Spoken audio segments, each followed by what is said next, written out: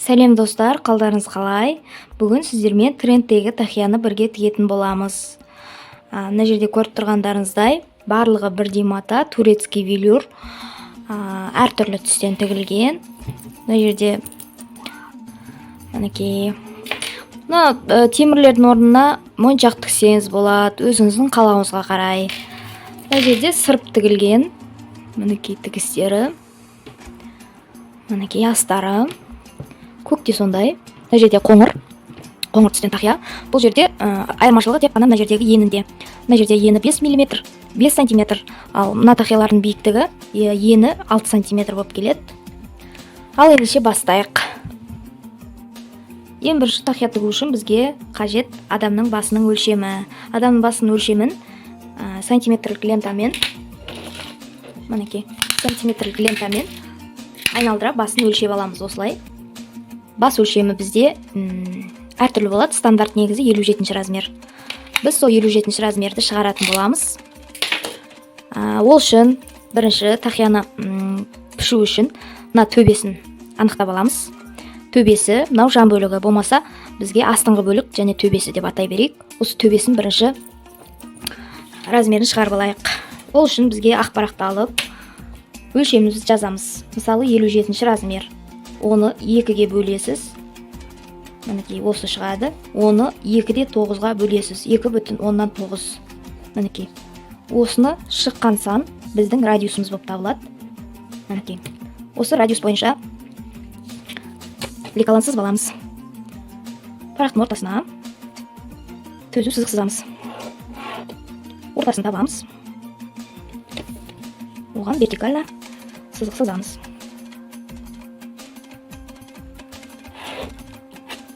Ал енді осы жерден 9-да 8-ді өлшеп аламыз. Мінекей. Мінекей мына жерде. Мына жер. 9,8. Менің жағдайымда циркульмен сыза саламын. А если сіздерде циркуль жоқ болса, былай сызуға болады. 9-да 8-ді өлшей отырып, осындай сызғышпен ақ сызуға болады. Былай өстіп отырып, айналдырып отырып сызып алуға болады. Қаласаңыз былай бірден біріктіресеңіз болады. Өз еркіңіз. Центрге қойып,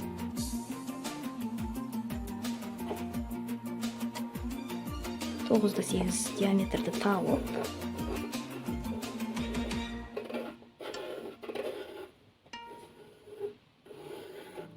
мінекей таптық. Енді бізде тақиямыздың төбесі дөңес болып тұру үшін, мінекей дөңес болып тұру үшін бүкпе сызу керек, выточка сызу керек. Бүкпеміз бізде 4 см. 4 см-ді мінекей мына жерден аламын. 1, 2, 3, 4. Мінекей мына ортаңғы сызықпен мына бүкпені қосамыз. 2 нүктені қосамыз. Мынау біздің бүкпеміз. Мына жер қырқылады. Тақиямыздың төбесін, лекаласын жасап алдық. Одан кейін енді мата жағына көшеміз. Мінекей мына жерде астары, мынау негізгі бөлігі. Мінекей мына жерде пішкенде мен жан жағына тігіске 5 мм, мына артық жерді көріп тұрсыздар ма, 5 мм қостым тігіске. Енді осының үстіне бізге керекті болады паутинка. Паутинка кесіп алдым. Метражный паутинка деп базардан іздесеңіздер табылады. Балақтың шалбардың балағына жабыстыратын лентаның метражный түрі ғой. Мінекей. Біз қазір осыны негізгі бөлшекке тақияның төбесіне жабыстырамыз.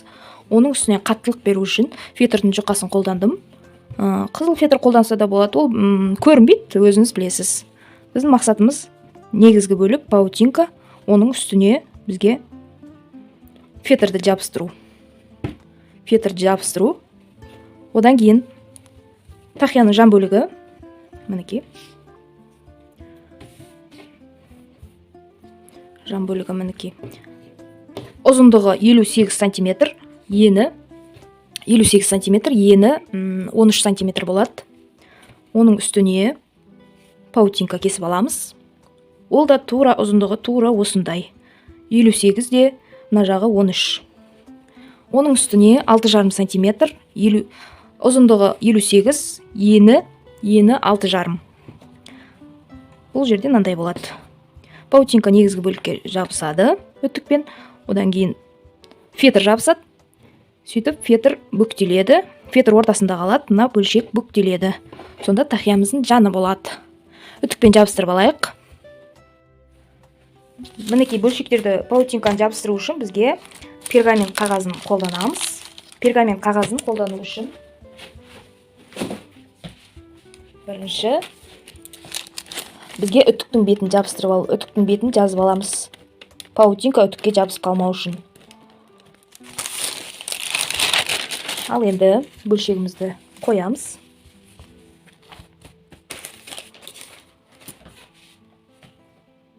Мінекей бөлшегімізді бір басып алсақ үтікке айыбы жоқ. Оның үстіне мінекей паутинканы қоямыз. Одан кейін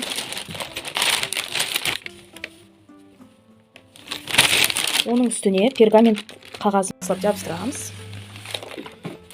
Кішкене суығанын күтеміз. Мына газетті неге төседі десеңіздер, мына жерде паутинка жабыспас үшін сақтық шарасы ретінде қолдандым. Енді негізгі бөлшегімізді аламыз, ажыратамыз пергаменттен. Мына матаңыз бір-біріне бүйтіп жабысып қалмасын. Мынау ыстық қой, клей. Бір-біріне жабысып қалса, ол ажырауы қиын. Матаның формасын бұзып алады. Асықпай, абайлап пергаментті жуамыз. Мынау паутинка жағы жабысқан жағын сақтай отырып, мына үтік деген жазу жазып аламыз. Мына жерде анық болмай қапты, бірақ өзіме түсінікті. Мінекей. Мына жерден үтік басам. Мінекей, паутинканы жабыстырдық. Енді оның үстіне фетр жабыстырамыз.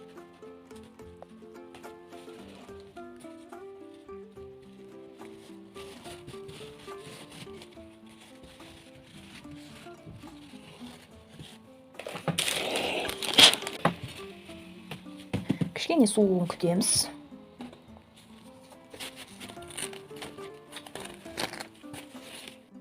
Енді тақиямыздың жан бөлігін бір үтікпен басып аламыз.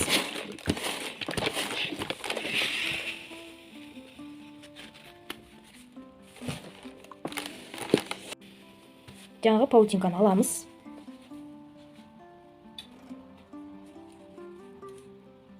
Алып, үстіне жабыстырамыз. Жабыстыру үшін жаңағы әдісті қолданамыз. Паутинканың үстіне пергаментті қойдық. Абайлап, үтікпен бастырып шығамыз. Жұлдыртып алмаңыз, абайлаңыз.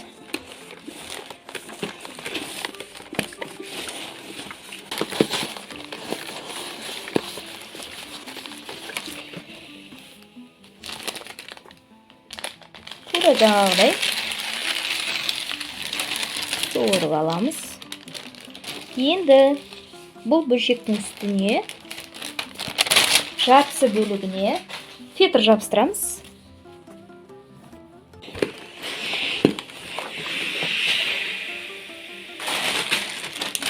Үтік мына паутинкаға жабысып қалмас үшін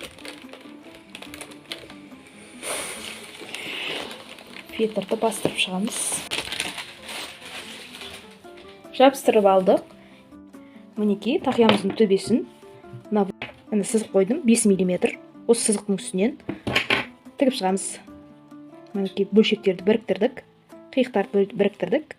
Енді бұлай жүріп шығамыз. Закрепка, бекітпе басында, аяғында бекітпе.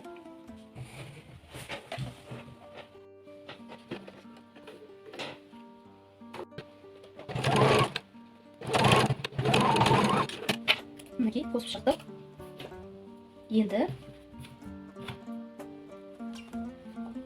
тігіске жеткізбей қырқып шығамыз. Енді осы тігісімізді екі жаққа қаратып үтіктеп аламыз. Енді өз қалауыңызға қарай мына тақияның төбесін және жан бөлігін осылай сырт тіксеңіз болады, әшекей тігістермен. Мінекей көріп тұрғаныңыздай тікпей ақ қойсаңыздар да болады. Менің жағдайымда тігемін. Ол үшін мінекей бүктеймін. Ортасын тауып аламын.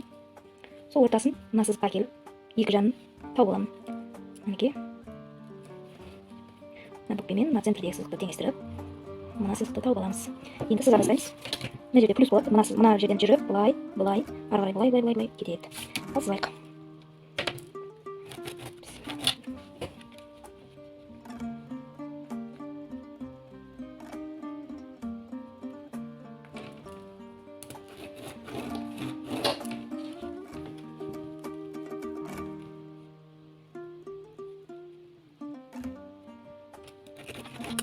Мінекей, енді 1 сантиметр арасында тігістерін сантиметр аламын.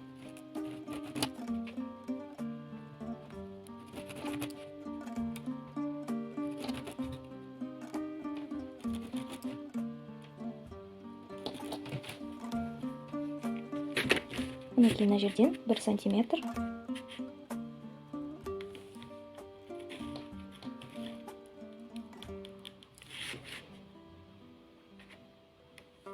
Ал енді тігістерімізді машинкада жүргіземіз. Осылай бәрін сызып алдым.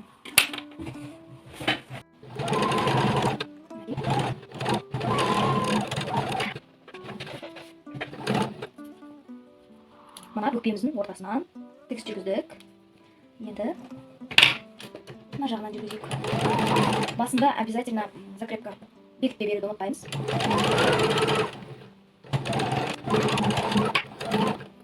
Ары қарай бәрін тігіп шығамыз. Мінекей, бедерлі тігістерін жүргізіп шықтық. Мінекей. Енді жан бөлігіне кірісеміз. Тақияның астыңғы бөлігін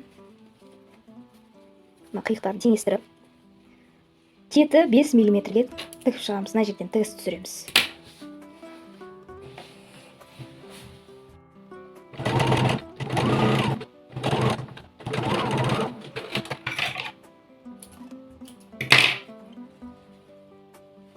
Тігіп шықтық. Енді мына тігісті екі жаққа айырып үтіктейміз. Мінекей, тігісті қосып шықтық. Екіге қаратып үтіктедік. Енді мына клей мынаған жабысу керек. Мына жан бөлігімізді үтіктеп алдық, бір-біріне жабыстырып дайын болды. Бір ескере кететін жағдай, велюр матасы бізде түкті болып келеді. Бұл жерде ворысы бізде жоғары қарап тұр. Мінекей, жоғары сипалағанда қолыма ешқандай кедергі келтірмейді. Ал былай төмен сипаласа, мінекей, түктері қолыма ілініп жатыр. Негізі бізге керегі ворысын жоғары қарап тұрғаны.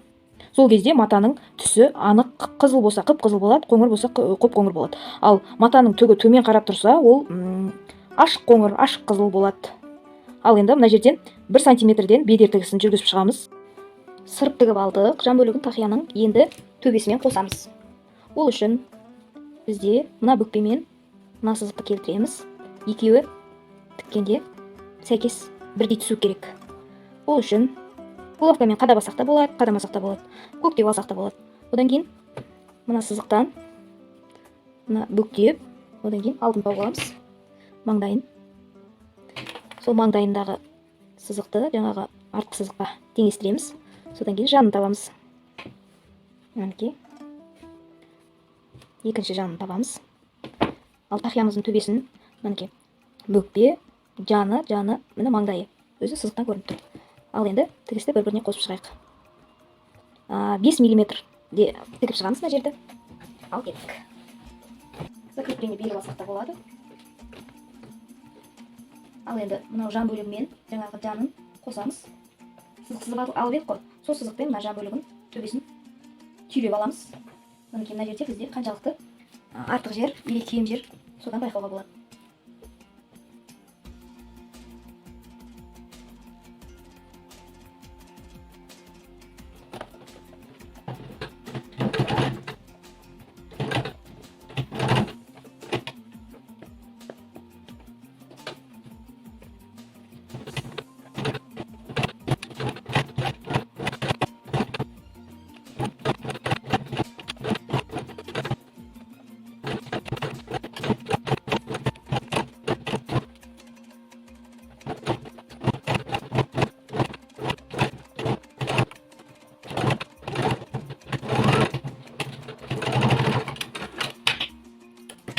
мінекей қосып шықтық.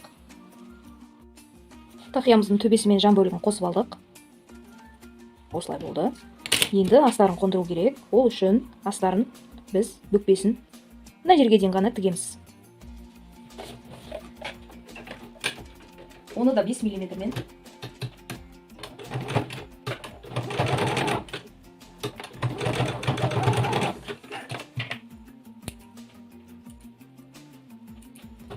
енді біздің мақсатымыз тақия былай қонады. Мына ашық жерден мына тақияны оң қарататын боламыз. Тақияны осылай істеп алайық. Сосын мынау былай болады.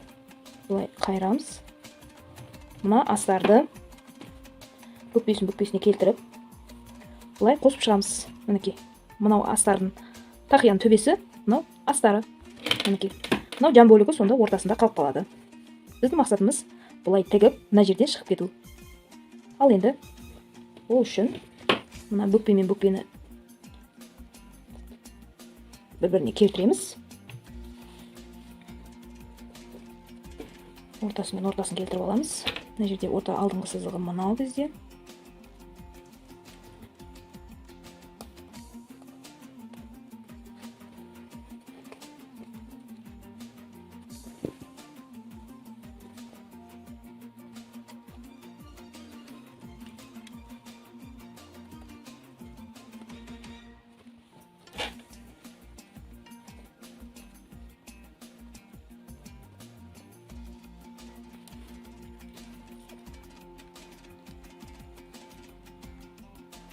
Енді машинкамен жүргізіп шығамыз. Төбесінің астарын қосып алдық. Енді тақияны оң қаратамыз. Асықпай, созып алмай оң қаратамыз.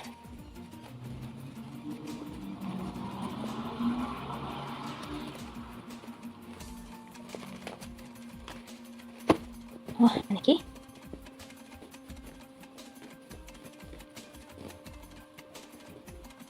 Мына ашық жерді жасырын тігіспен қолмен көктеп шығамыз.